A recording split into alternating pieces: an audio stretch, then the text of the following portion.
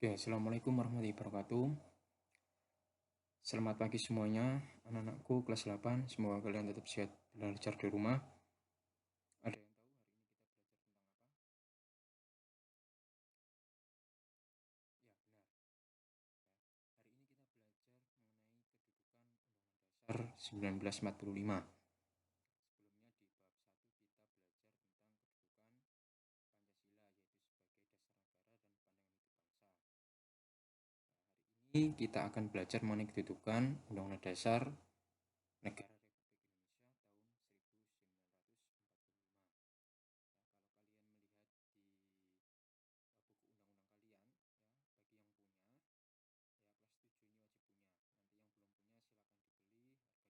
Nanti yang belum punya silahkan dibeli, harganya juga sampai 5.000. Itu dijelaskan, ya, bahwasanya sudah mengalami amandemen 1 sampai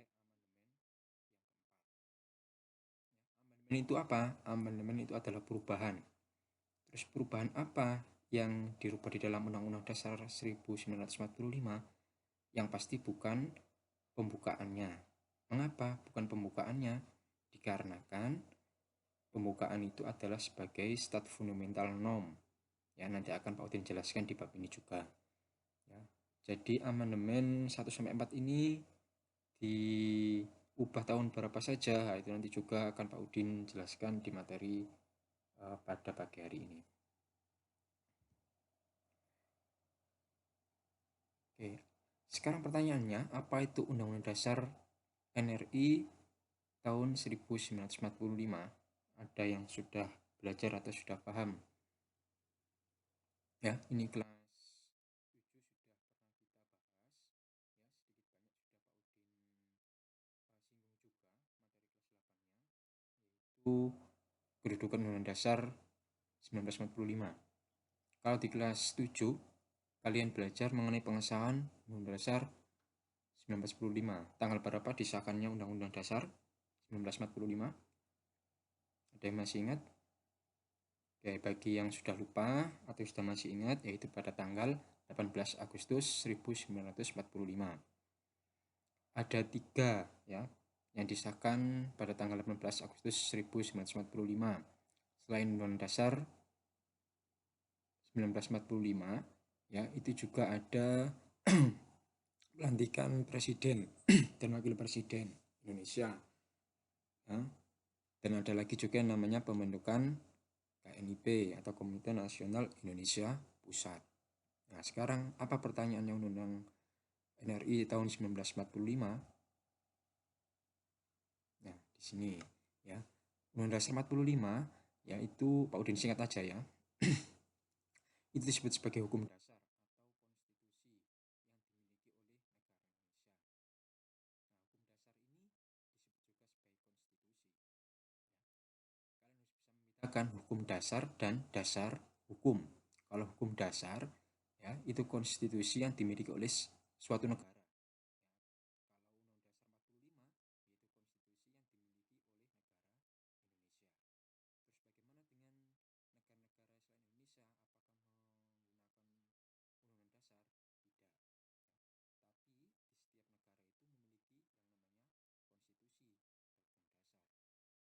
Beda dengan dasar hukum. Nah, kalau dasar hukum itu adalah peraturan yang mendasari sebuah peraturan perundang-undangan. Ya. Dasar hukum, diingat lagi, adalah sesuatu yang mendasari peraturan perundang-undangan. Nah, nanti akan Pak Udin jelaskan di selanjutnya mengenai peraturan perundang-undangan di bab 3. Oke, sampai sini sudah paham antara hukum dasar dan dasar hukum? Oke, kalau sudah Pak Udin lanjutkan. Ya, ini adalah kompetensi dasarnya yang harus kalian capai, tetapi di dalam masa pandemi ini tidak semua harus kalian capai. Ya, jadi ada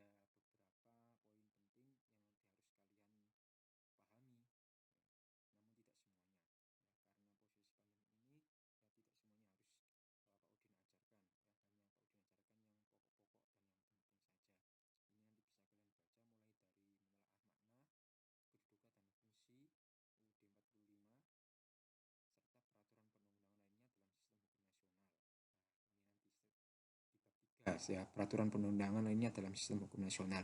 Tapi nanti akan Pak Udin singgung sedikit.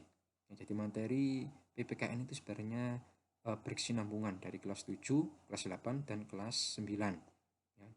Jadi nanti kelas 9 kalau kalian tidak memahami kelas 7, nah itu yang repot. Sama saja kelas 8 tidak memahami kelas 7, nah itu juga sulit juga untuk bisa lebih memahaminya. Nah, sekarang indikatornya.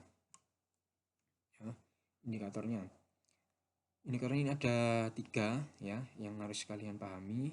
Kedudukan dalam makna pembukaan, hubungan pembukaan Undang-Undang Dasar 45 dengan proklamasi, dan mengidentifikasi kedudukan dan fungsi Undang-Undang Dasar 45. Nah, ini nanti yang nggak harus kalian pahami semuanya ya. Nanti akan Pak Udin jelaskan yang perlu kalian pahami. Nah, ini tujuan pembelajarnya sebenarnya sama ya dari dari sebelumnya ya, dari penyampaian kompetensi itu dapat menjelaskan kedudukan dalam makna pembukaan ya, menelaah makna hubungan-hubungan pembukaan Undang-Undang Dasar 45, mengidentifikasi kedudukan dan fungsi Undang-Undang Dasar 45. Oke, langsung saja ya. Hukum dasar tadi disebut apa, masih ingat ya? Disebut konstitusi ya. Konstitusi di Indonesia itu ada 2 ya, atau hukum dasar itu ada 2, hukum dasar tertulis dan hukum dasar tidak tertulis ya.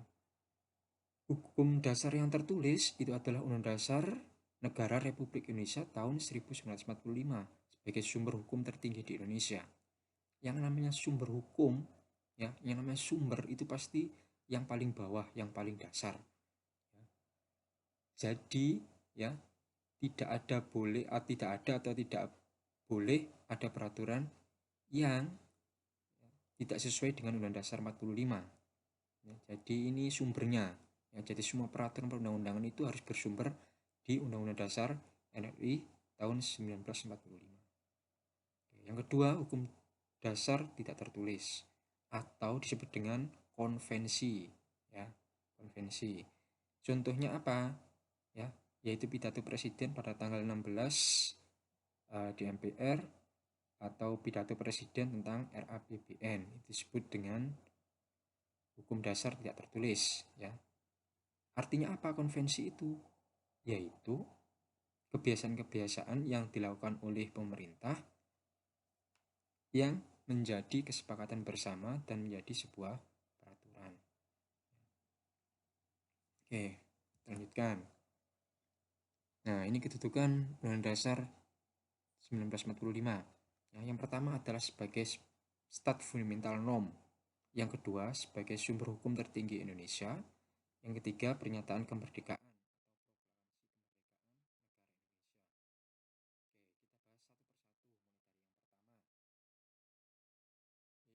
Sebagai stat fundamental norm ya, ini disebut sebagai kaidah negara yang fundamen atau mendasar ya. Penjelasannya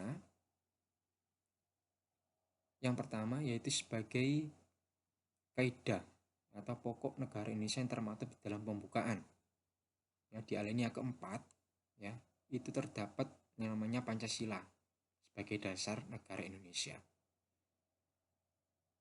ya. Yang terakhir adalah sila-sila dalam Pancasila tersebut terdapat dalam pembukaan itu ya, sudah di alinea keempat tadi ya. Itu adalah sebagai stat fundamental norm ya, yaitu Pancasila di dalam pembukaan, dan pembukaan itu ya adalah bagian dari Undang-Undang Dasar 1945. Oke, yang kedua, sebagai sumber hukum tertinggi Indonesia.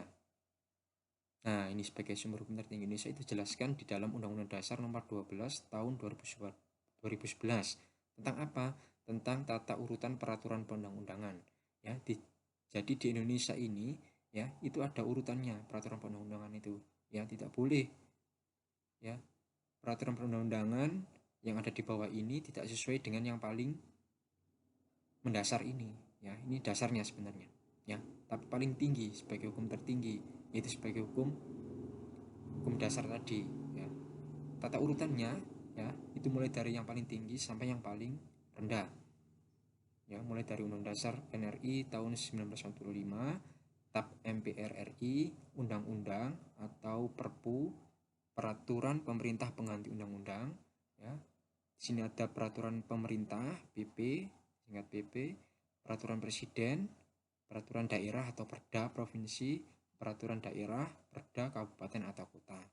Ya, termasuk nanti di kecamatan atau di desa-desa itu tidak boleh bertentangan dengan peraturan daerah, perda, kabupaten atau kota. Sama, ya, peraturan daerah, kabupaten, kota juga tidak boleh bertentangan dengan provinsi, tidak boleh bertentangan dengan peraturan presiden, tidak boleh bertentangan dengan peraturan pemerintah, tidak boleh bertentangan juga dengan undang-undang, ya, sampai sumbernya ini, ya. Jadi ini dasarnya, ya, sebagai hukum tertinggi, ya. Berdasarkan apa? Sebagai Pancasila itu tadi, ya. Ini adalah sumber hukum tertinggi. Selanjutnya yang terakhir, pernyataan kemerdekaan atau proklamasi kemerdekaan terdapat di alinea ketiga pembukaan. Coba kita lihat alinea ketiga pembukaan Undang-Undang Dasar. Atas berkat rahmat Allah yang Maha Kuasa dan dengan didorongkan oleh keinginan luhur supaya berkehidupan kebangsaan yang bebas, maka rakyat Indonesia menyatakan dengan ini kemerdekaannya. Jadi Indonesia itu, ya, merdeka itu bukan semata-mata karena perjuangan para tokoh bangsa, tetapi atas berkat rahmat Allah yang Maha Kuasa dan didorong oleh keinginan luhur supaya berkehidupan kebangsaan yang bebas. Nah, ini pahlawannya itu posisinya yang kedua setelah rahmat Allah yang Maha Kuasa. Nah, supaya berkehidupan kebangsaan yang bebas, di sini ya ini para tokoh nasional, ya, pejuang Indonesia, ya, itu didorong oleh keinginan luhur. Nah, keinginan luhur ini apa? Yaitu ingin Indonesia itu cepat merdeka. Oke, selanjutnya.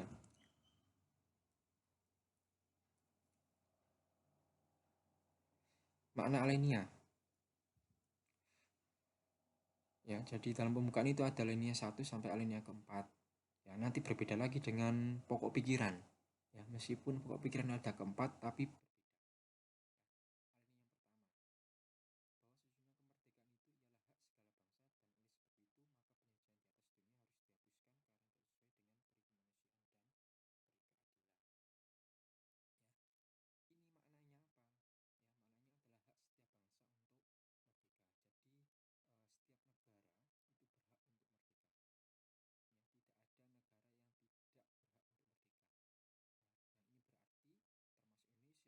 ya, bahwasa Indonesia itu berhak untuk menjadi negara yang merdeka. Yaitu alinea yang pertama maknanya.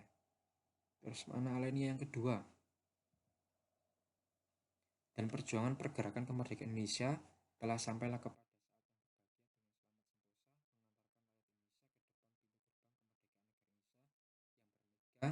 yang merdeka, bersatu, berdaulat, adil, dan makmur. Ya, apa maknanya? Maknanya adalah pemerintah yang berdaulat. Ya, kita tahu bahwa pemerintahan Indonesia itu pemerintah yang berdaulat. Ya, jadi pemerintah itu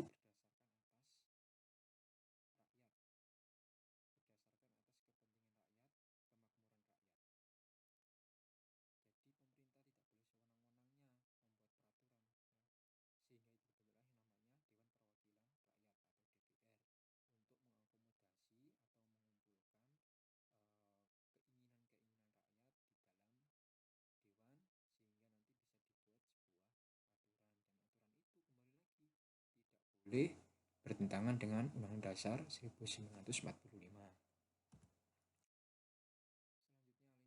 Ya, ya, ini kan ini yang tadi sudah Pak Udin jelaskan, ya, maknanya adalah proklamasi atau pernyataan kemerdekaan. Nah, tadi sudah.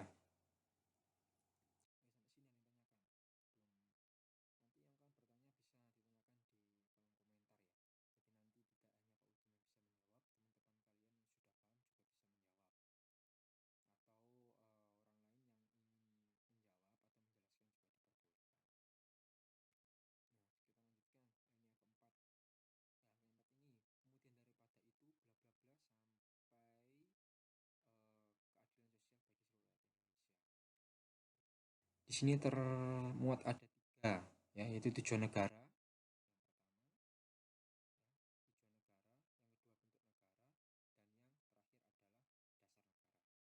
Negaranya apa?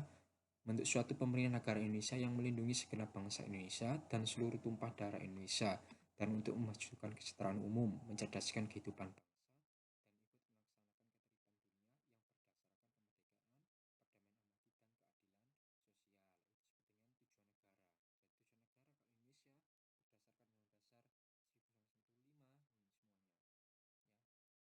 untuk pemerintah negara Indonesia yang melindungi segenap bangsa Indonesia, ya, untuk memajukan kesejahteraan umum, mencerdaskan kehidupan bangsa, dan ikut melaksanakan ketertiban dunia. Itu adalah tujuan negara. Terus bentuk negara.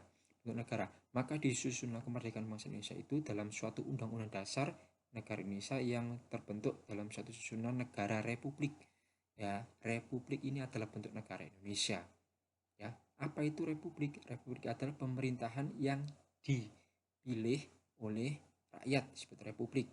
Kalau bentuk pemerintahnya raja atau kerajaan, ya itu berdasarkan keturunan, ya, keturunan raja, terus punya anaknya nanti setelah besar, setelah sudah cukup usia atau orang tuanya sudah ingin menghibahkan, ya, atau memberikan wewenang kepada anaknya, nah itu anaknya menjadi raja. Itu disebut dengan negara kerajaan. Kalau di Indonesia, ya, bentuk negaranya ada republik, yaitu dipilih oleh rakyat. Jadi ya berkedaulatan rakyat. Nah, ini berkedaulatan rakyat, ya, berdasarkan kepentingan rakyat, ya. Terus dasar negara. Nah, dasar negara ini sudah kita bahas di kelas 7 dan kemarin juga. Dasar negara Indonesia adalah Pancasila. Jadi 5 sila ini ada di pembukaan alinea keempat. Oke, itu adalah makna alinea 1 sampai mana alinea keempat. Susunannya, Undang Dasar Negara Republik Indonesia tahun 1945 sebelum dan sesudah amandemen atau perubahan. Ya. Tadi, ya, ada amandemen 1 sampai 4. Ya. Sebelum amandemen susunannya itu bagaimana, Pak? Yaitu ada 16 bab, 37 pasal, 4 ayat, 4 pasal aturan peralihan, dan 2 ayat aturan tambahan. Sesudah amandemen itu menjadi 21 bab, 73 pasal, 170 ayat, 3 pasal aturan peralihan, dan 2 pasal aturan tambahan.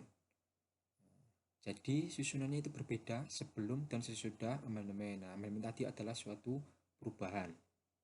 Nah, sini diingat-ingat dan dihafalkan. Ya, yang ini. Oh, selanjutnya. Nah, ini nama Undang Dasar Negara Republik Indonesia tahun 1945. Ya, jadi dulu namanya itu berbeda-beda. Ya. Pada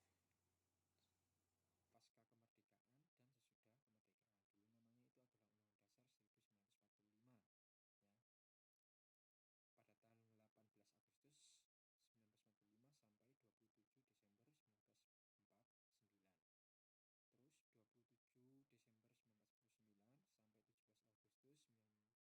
Agustus 1950 itu peralihan dari Undang Dasar 1945 menjadi Konstitusi RIS, ya, Republik Indonesia Serikat. Nah, ini nanti untuk sejarahnya nanti dijelaskan di kelas 9, ya, mulai dari konstitusi RIS, pemerintahan negara RIS. Nah, itu nanti kalian cukup mengetahui nama-nama undang-undangnya saja. Terus 17 Agustus 1950 sampai 5 Juli 1959 ini disebut sebagai Undang-Undang Dasar Sementara, ya, 1950, ya. Mengapa disebut sebagai Undang-Undang Dasar Sementara? Ya, karena pada waktu itu, ya, Presiden Soekarno memerintahkan, ya, kepada Dewan Konstituante untuk membuat Undang-Undang Dasar. Tetapi pada 5 Juli 1959 ini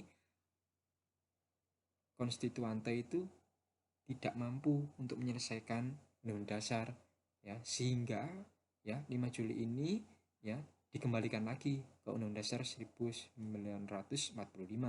atau yang kita kenal, ya, hari ini adalah Undang-Undang Dasar Negara Republik Indonesia tahun 1945.